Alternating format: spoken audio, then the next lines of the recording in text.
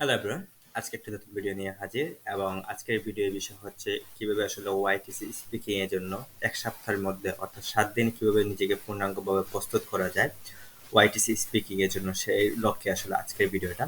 তো আমি আসলে একবারে প্রথম থেকে জিরো থেকে একবারে শুরু করে একবারে 7 নম্বর দিন পর্যন্ত কিভাবে আসলে আপনি এক্সামের জন্য একবারে নিজেকে একবারে ভালোভাবে প্রিপেয়ার করে তুলতে পারবেন সেই লক্ষ্যে আসলে ভিডিওটা এবং দেখানোর চেষ্টা করবো একবার বাস্তবধর্মী উদাহরণ সহ কিভাবে আসলে নিজেকে বেস্টভাবে রেডি করা উচিত এবং কিভাবে রেডি করলে আসলে আপনার কাঙ্ক্ষিত রেজাল্ট অর্থাৎ 6 বা 7 পেতে পারেন।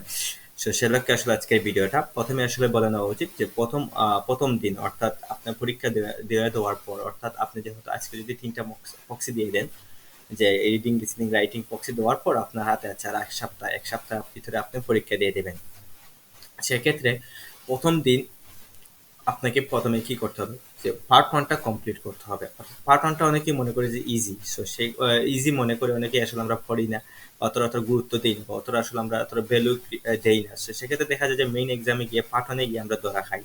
সো পার্ট 1টা আসলে খুব ইম্পর্টেন্ট কোন ক্ষেত্রে যে পার্ট 1-এ যদি আমরা ভালোভাবে প্রিপারেশন নিতে পারি, আমি আগের ভিডিওতে বলছি যে পার্ট 1-এ যদি আমরা ভালোভাবে প্রিপারেশন নিতে পারি বা পার্ট 1 যদি আমরা ভালো পারফর্ম করতে পারি তাহলে দেখা যায় যে পার্ট 2 পার্ট 3 এবং পার্ট 4-এ গিয়ে আমরা স্মুথলি আনসার করতে পারছি বা আমাদের কনফিডেন্স লেভেলটা অনেক বেড়ে যায়।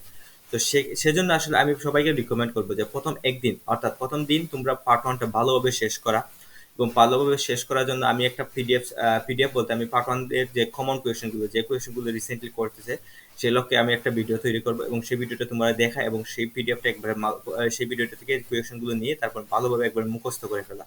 অর্থাৎ পার্ট 1টা ক্লিয়ার হয়ে যাওয়ার পর তারপর হইতেছে আমাদের কাজ কি যে আমরা যদি ডেট নিয়ে দিই যে আমি আগামী এক সপ্তাহ পর আমি পরীক্ষা দেবো, তারপর আমরা প্রেজেন্টেশনটা তখন ধরবো না, প্রেজেন্টেশনটা ধরবো আমরা পরবর্তীতে। আমরা 2 নম্বর দিন পার্ট 1টা ক্লিয়ার, প্রথম দিন আমাদের টার্গেট থাকবে যে পার্ট 1টা ক্লিয়ার করা, পার্ট 1টা ক্লিয়ার করার পর আমরা একটা মক টেস্ট দেবো। মক টেস্ট অর্থাৎ তোমার বন্ধুর কাছে দিতে পারো অথবা তুমি আয়নার সাথে দাঁড়িয়ে দিবা, তখন চেষ্টা করবা বিভিন্ন ধরনের গুড়িয়ে কোয়েকশন করে নিজের মাধ্যমে আনসার দেওয়ার চেষ্টা করবা। তখন দেখবেন যে তুমি কতটুকু পারো। তুমি যদি মনে করো যে পার্ট 1টা আমার একবারে ক্লিয়ার এবং আমাকে যে কোনো ধরনের কোয়েশন করলে আমি আনসার দিতে পারবো, তখনই আসলে আমরা যাবো কিছু পার্ট 3-তে। এবং পার্ট 3-তে গিয়ে আমাদের কাজ হচ্ছে রাইটিং থেকে কোয়েশন করে। সো রাইটিং থেকে রিসেন্টলি দেখা যাচ্ছে যে রাইটিং এর লাইন বাই লাইন কোয়েশন করছে না বা লাইন বাই লাইন কোয়েশন না করে কি করছে যে দেখা যাচ্ছে সিনোনিম গুলো আস করতেছে, জাস্ট সিনোনিম আস করতেছে না, সিনোনিমের পাশাপাশি আবার কি করতেছে ধরো তোমাকে বলতেছে অল্টার সিনোনিমটা তুমি ব্যবহার করছো বা অল্টারের সিনোনিমটা কি, তার পাশাপাশি কি বলছে আবার এক্সামিনার জানার চেষ্টা করছে can you make a sentence on the basis of this word, তুমি এই ওয়ার্ডটা ইউজ করে কি একটা সেন্টেন্স মেক করতে পারবা। তো তখন যখন তোমরা আসলে প্রিপেয়ার করবে নিজেদের তখন আসলে সবচেয়ে বেশি গুরুত্ব দিবে সিনোনিমের উপর, অর্থাৎ সিনোনিমগুলো তোমরা সিনোনিমগুলো অর্থাৎ সিনোনিমগুলোর কালেক্ট করার পাশাপাশি চেষ্টা করবা সেই ওয়ার্ডগুলার দিয়ে কি করা সেন্টেন্স মেকিং করা। তো সেন্টেন্স মেকিং এবিলিটি গ্রো করা এই জিনিসটা আসলে তোমরা যদি এই ওয়ার্ডটা দিয়ে সেন্টেন্স মেক করো তাহলে দেখা যাবে তোমরা আসলে পার্ট 4-এ এসে অনেক ইজিলি আনসার করতে পারছো বা পার্ট 4-এ এসে তোমরা আসলে বিভিন্ন ধরনের নিজের নিজের মতো করে কোয়েশ্চনগুলোর আনসার দিতে পারতেছো। সো তোমরা আসলে তখন কি করবা সেন্টেন্স মেকিং এবিলিটিটা গ্রো করার চেষ্টা করবা। সো তোমরা পার্ট 3-তে তোমাদের টাইম থাকবে 2 দিন। অর্থাৎ প্রথম দিন তোমরা জাস্ট সিনোনিমগুলো পড়বা, অর্থাৎ সিনোনিমগুলো একবারে এ টু জেড, যে সিনোনিমগুলো তোমার আউট অফ নলেজ, তুমি যে সিনোনিমের বা তোমার যে ওয়ার্ডটা আসলে তুমি অর্থই বুঝো না সেই ওয়ার্ডগুলোর পাশাপাশি যে ওয়ার্ডগুলো ঝাপসা অর্থ যে তুমি জাস্ট ওয়ার্ডটা দেখছো আগে বাট তোমার কোনো পারফেক্ট কোনো মিনিং বা পারফেক্ট কোনো সিনোনিম জানা নেই, সেক্ষেত্রে তোমরা বা পারফেক্ট কোনো সেন্টেন্স তোমরা মেক করতে পারবে না। তখন সেই ওয়ার্ডটাও তুমি কি করবে, সেই ওয়ার্ডটাও তুমি প্র্যাকটিস করতে হবে। অর্থাৎ একটা ওয়ার্ডও যাতে বাদ না যায়, একটা ওয়ার্ডও যাতে তোমার মানে এমন একটা ওয়ার্ড করলো নর্মাল ওয়ার্ড করে, কিন্তু এখন এখন দেখা যায় যে হাই হাই ওয়ার্ড বলে না আজ করে just normal word medium alter এই ধরনের ওয়ার্ড ফ্রেসিং বা সিগনিফিকেন্ট এই ধরনের ওয়ার্ড কমন ওয়ার্ডগুলো আজ করতেছে, যে জাস্ট জানার চেষ্টা করতেছে। আমরা কি করি যে মোস্ট অফ দ্য স্টুডেন্টে আমরা জাস্ট যে বাড়ি বাড়ি শব্দগুলো বা বড় বড় শব্দগুলো যে শব্দগুলো আসলে আমরা মানে আনইউজুয়াল ভোকাবুলারি গুলো বা আনইউজুয়াল ওয়ার্ড গুলো আমরা পড়ার চেষ্টা করি, বাট আমরা যে কমন কমন ওয়ার্ড এই ওয়ার্ড গুলো আমরা মনে করি যে এই ওয়ার্ড গুলোর আনসার দিতে পারবো, বাট কনটেক্সট অনুযায়ী দেখা যায় যে আমরা সেই ওয়ার্ডটা আনসার দিতে পারি না বা সেই ওয়ার্ডটার সিনোনিম বলতে পারি না, তখনই আসলে আমরা ধরা খেয়ে যাই। তো তোমরা চেষ্টা করবে যে নর্মাল ভোকাবুলারির ওয়ার্ড কোথা সিনোনিমটা তো, বাট আরেকটা বিষয় মনে রাখবে, তো সিনোনিম যখন তোমরা বের করবে সেই সময় তোমরা লক্ষ্য রাখবে যে কনটেক্সট তোমার এস এর সাথে মিলছে কিনা, আনসারটা তোমার ওয়ার্ডের যে ভোকাবুলারিটার ওয়ার্ডের সাথে মানে তুমি ভোকাবুলারি যে ওয়ার্ডটা নিছো সেই ওয়ার্ডের সাথে যে সিনোনিমটা বের করছো সেই সিনোনিমটার সাথে তোমার এস এর সাথে মিল থাকে। অনেক সময় দেখা যায় তুমি জাস্ট গুগল থেকে কালেক্ট করে দিয়ে দিই, তখনই আসলে সমস্যাটা হয়ে যায়, তখন আসলে দেখা যায় যে এক্সামিনার বুঝে না জিনিসটা আসলে তুমি দেও নাই। সো তুমি তুমি মনে রাখতে হবে যে তুমি এস এর সাথে সামঞ্জস্য রেখে এস এর সাথে মিল রেখে একটা ভোকাবুলারি বা একটা সিনোনিম চুজ করা। তারপরের দিন হইতেছে আমরা 2 নম্বর দিন শেষ। তারপরের দিনে কাজ হইতেছে পার্ট 3 নম্বর দিনে আমরা হচ্ছে গিয়ে পার্ট 3 যে বিভিন্ন ধরনের কোয়েশ্চেন গুলো আছে, যে পার্ট 3 থেকে আমরা লাইন বাই লাইন সেন্টেন্স গুলো অ্যানালাইসিস করা, line by line sentence make করা এবং এসেটা ভালোভাবে বোঝা। এসেটার বাংলা অর্থ বোঝা, এসেটা কি বলা হয়েছে, বেনিফিট কি বলা হয়েছে, তুমি কোন কোন আর্গুমেন্ট দিছো, কোন কোন পয়েন্ট গুলো দেওয়া হয়েছে, সেই জিনিসগুলো বুঝে এবং সেই জিনিসগুলো বুঝে বুঝে তুমি নিজের মতো করে আনসার কোয়েশ্চন মেক করে তারপর আনসার তৈরি করার চেষ্টা করা। যখন তুমি অ্যাটলিস্ট কোয়েশ্চন গুলো মেক করার চেষ্টা করবা, বোঝার চেষ্টা করা, তখন যাবে তুমি যখন কোয়েশ্চন গুলো মেক করতে যাবা তুমি তখন তুমি তোমার এসেটা ভালোভাবে একবারে পড়া হয়ে যাবে। আমরা আসলে মনে করি অন্য দিয়ে লিখিয়ে দিলে হয়তো ভালো ভালো আনসার পেয়ে যাবো, ভালো ভালো কোয়েশ্চন গুলো পেয়ে যাবো।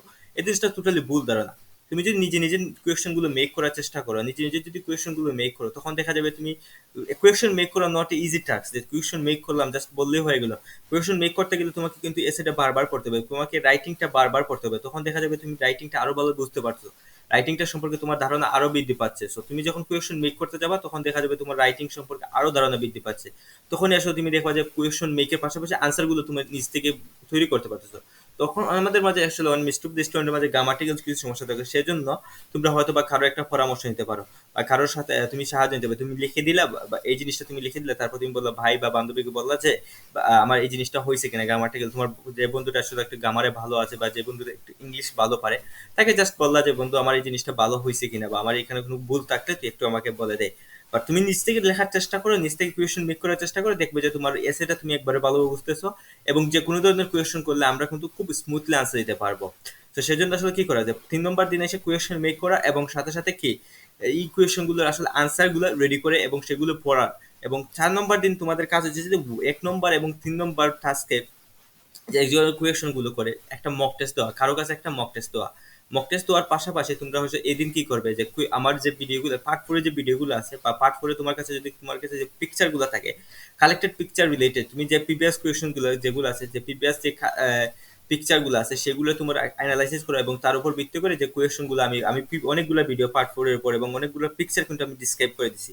তো পিকচার গুলো তোমরা দেখতে পারো এবং সেই পিকচার গুলো ডিসক্রাইব নিচ থেকে আবার কি করা, নিচ থেকে চেষ্টা করা। জাস্ট আমার কোয়েশ্চন গুলোর উপর তোমরা জাস্ট রিলাই না করে তোমরা নিচ থেকে আরো কিছু কোয়েশ্চন মেক করা এবং নিচ থেকে সেই কোয়েশ্চন গুলো আনসার দেওয়া। অর্থাৎ পার্ট 4 গিয়ে ফটো থেকে তোমরা আরো একটা আইডিয়া ডেভেলপ করবা, ফটো থেকে আরো একটা কোয়েশ্চন মেক করার চেষ্টা করা। গুগল তো আছে, তোমরা যদি কোনো কোয়েশ্চন তোমরা কোয়েশ্চন মেক করছো বাট এটা উত্তর দিতে পারতেছো, তুমি কখন গুগল করলা, গুগল করতে পারো, তো তোমার হাতে তো গুগল আছে, তুমি গুগল করে তুমি আইডিয়া ডেভেলপ করতে পারবা, ইংলিশের সেন্টেন্স গুলো দিতে পারো। তো সেক্ষেত্রে আসলে কোনো সমস্যা নেই। তো তোমরা পার্ট 4টা কি করবা যে 4 নম্বর দিনে এসে পার্ট 4টা ধরা এবং একটা মক টেস্ট দেওয়া। 1 নম্বর এবং 3 নম্বর টাস্ক শেষ করার পর তোমরা একটা মক টেস্ট দিয়ে তারপর 4 নম্বর টাস্কে ধরবা, অর্থাৎ 4 নম্বর পার্টটা ধরবা। 4 নম্বর পার্টটা ধরার পর 4 নম্বর 4 নম্বর দিন এবং 5 নম্বর দিনে তোমরা একবারে 4 নম্বরটা শেষ করে তারপর হচ্ছে 1 থেকে 1, 3 এবং 4 নম্বর কি করা, মক টেস্টটা কারো কাছে মক টেস্ট দেওয়া। এবং 6 নম্বর দিন এসে কি করা, 6 নম্বর দিন এসে তোমরা আসলে প্রেজেন্টেশনটা পড়া, অর্থাৎ প্রেজেন্টেশনটা তোমাদের যে প্রেজেন্টেশনটা আছে সেই প্রেজেন্টেশনটা পড়া এবং সেই প্রেজেন্টেশনটা মানে একদিনে ভালোভাবে মুখস্থ করা যাইবে না। প্রথমে আসলে জাস্ট অর্থটা বোঝার চেষ্টা করবা। আমরা আসলে মুখস্থ করার চেষ্টা করি, তখন দেখা যায় যে আমরা একটা সেন্টেন্স ভুলে গেলে পরবর্তীতে আর কোনো সেন্টেন্সই বলতে পারি না। তো এটা খুব ব্যাড হ্যাবিট। মুখস্থ না করে বোঝার চেষ্টা করবো এবং অর্থ বুঝে বুঝে মুখস্থ করার চেষ্টা করা, যাতে তুমি আমাদের সবার মাঝে আসলে সামহাও একটা এবিলিটি আছে, 2টা সেন্টেন্স বলতে পারবো। আমাদের মাথায় যদি বাংলা থাকে তাহলে আমরা দেখা যায় যে 2 থেকে 3টে সেন্টেন্স আমরা ইনস্ট্যান্টলি বলতে পারি। সো আমাদের বাংলা আইডিয়া না থাকলে আসলে আমরা কি হয়ে যায় যে আমরা আসলে আর বলতে পারি না। সো তোমাদের প্রেজেন্টেশন পড়ার সময় প্রথমে ভালোভাবে অর্থ বোঝা, তুমি যদি অর্থটা বুঝতে না পারো তখন তুমি তোমার যার কাছ থেকে এক্সাম দিছো তার কাছে গিয়ে তুমি ভালোভাবে বোঝা যে ভাই আমার প্রেজেন্টেশনটা কি, আমার প্রেজেন্টেশনে কোন জিনিসটা চাচ্ছে, আমার প্রেজেন্টেশনে কোন কোন জিনিসগুলো ইউজ করতে পারবো, আমি কোন কোন জিনিসগুলো বলা দরকার, এই জিনিসগুলো বোঝা। তারপর ওর কাছ থেকে যে স্যাম্পলটা নিয়েছো স্যাম্পলটা নিয়ে সেই স্যাম্পল অনুযায়ী নিজেকে প্রিপেয়ার করা। অর্থাৎ 5 নম্বর দিন এবং 6 নম্বর দিন এবং 7 নম্বর দিন নিজেকে একবার ভালোভাবে এবং 7 নম্বর দিনে কি করবে, একটা ফুল মক টেস্ট দিবে একজনের কাছে। এবং 8 নম্বর মানে 7 নম্বর দিন তোমার কাজ হবে শুধু মক টেস্ট দেওয়া, মক টেস্টের উপর মক টেস্ট দেওয়া। মক টেস্ট যত বেশি মক টেস্ট দিবে তত বেশি কি হবে, তোমার ব্রেনকে পুশ করবে, তোমার ব্রেনকে ইউজ করবে, ব্রেনকে তোমার পুশ করবে যে না তুমি ইংলিশে কথা বলো, ইংলিশে কথা বলো। এবং তোমার 7 দিন পর্যন্ত তোমাদের প্রিপারেশন নিবে, 7 দিন পর্যন্ত, 7 দিন পর্যন্ত তোমরা শুধু প্রত্যেক দিন মক টেস্ট একটা করে মক টেস্ট দেওয়ার চেষ্টা করবা। তখন দেখা যাবে মক টেস্ট দিলে কি হয়, আমরা নিজ থেকে পড়লে আসলে আমরা মনে করি যে এই জিনিসগুলো পারি, বাট একজনের কাছে যখন আমরা সম্মুখীন হবো বা একজনের দ্বারস্থ হব, একজন যখন আমাকে কোয়েশ্চন করবে সেটা উত্তর দিতে যাব, তখনই দেখা যাবে যে কি আমাদের আসলে আমরা বুঝতে পারবো যে আমার আসলে কোন জিনিসটা আসলে লেকিংস আছে। অনেক সময় দেখা যায় যে আমরা আনসার দিতে পারি না, বা একটা আনসার দেওয়াতে আমরা জাস্ট পড়ার সময় আসলে আমাদের ব্রেনটাকে তেমন ইউজ করা হয় না। বা যখনই আমরা আসলে কোনো কোয়েশনটা আনসার দিতে যাই, বা কেউ যদি কোয়েশন করে সে আনসার দিতে পারে, তখনই আসলে আমরা কি হয়, আমাদের ব্রেনকে পুশ করি, আমাদের ব্রেনকে আসলে একটা কি করি, চাপ দিই আমরা যে যা ইংলিশে কথা বলতে হবে, ইংলিশে কথা বলতে হবে, একটা অভ্যস্ততা করতে হবে। তুমি যে প্রথম তুমি 7 দিন প্রিপারেশন নিলা ভালো মতো, যে ভাইয়া বলছে 7 দিন এরকম প্রিপারেশন নেবো, নেওয়ার পর আমি হয়তো 8 নম্বর দিন পরীক্ষা দিয়ে দেবো, এরকম না। তুমি পড়ছো ঠিক আছে, বাট জিনিসটা হইতেছে যে অভ্যস্ততা করতে হবে, তোমার ব্রেনটাকে ইউজ করতে হবে, তোমার কথা বলার, তুমি যত বেশি এক্সাম ফেস করবে, যত বেশি মক টেস্ট ফেস করবে, তত বেশি তোমার আনসার দেওয়ার এবিলিটিটা বাড়বে। তোমার আনসার দেওয়ার বিভিন্ন ধরনের কি পাবা, তুমি যদি 7 দিনে 7টা মক টেস্ট দাও, তাহলে দেখা যাবে তুমি 7 রকম আনসার দেওয়ার চেষ্টা করছো। তখন তুমি বুঝতে পারবা যে কোন রকম আনসার দিলে তোমার কাছে ভালো হয়, বা তুমি কোন রকম আনসার দিলে তুমি সবচেয়ে ভালো কমফোর্টেবল ফিল করো, সেই জিনিসটা তুমি ফিগার আউট করতে পারবা, তুমি বের করতে পারবা। এখন যদি তুমি মক টেস্ট দাও না, ডিরেক্ট তুমি এক্সাম দিতে বসে যাও, তখনই আসলে আমাদের মেইন সমস্যাটা হয়ে যায়। এটাই হচ্ছে আমাদের মেইন সমস্যা। তো তুমি যখন প্রিপারেশনটা শেষ করবা 7 দিন পর, 8 নম্বর দিন পরীক্ষা যাওয়ার আগে আমার তোমাদের টার্গেট থাকবে যে অ্যাটলিস্ট 10 থেকে 12টা মক টেস্ট দেওয়া এবং প্রেজেন্টেশনটা বোঝা এবং সেই অনুযায়ী তোমাদের মুখস্থ করার চেষ্টা করা। So that's for today. এই হচ্ছে 7 দিনের আসলে প্রিপারেশন গাইডলাইন, এবং আর কোনো কোয়েশন থাকলে তুমি আমাকে কমেন্ট বক্সে জানাতে পারো। That's for today. ইনশাল্লাহ I will meet with you again with in new videos. Allah Hafiz.